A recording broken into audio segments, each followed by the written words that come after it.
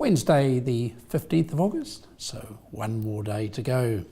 Of course, as we do this interview, the House is in extended sitting. We are sitting this morning since 9 o'clock, progressing treaty claim legislation, one third reading and two other first readings, which will now go to the select committees for the next Parliament to progress.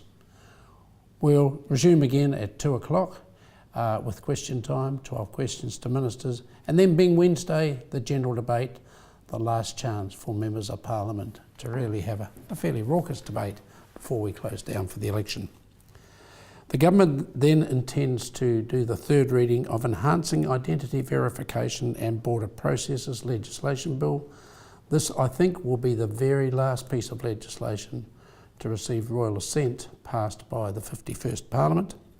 It then wants to send a second reading to Maritime Transport Amendment Bill, a bill that makes amendments to the 1994 Maritime Transport Act, and then some first readings again in preparation for the next Parliament, Telecommunications New Regulatory Framework Amendment Bill and Social Workers Registration Legislation Bill, a first reading. At 5:45 or 20 to 6, we will break for the final valedictory, a valedictory by Dr. Kennedy Graham.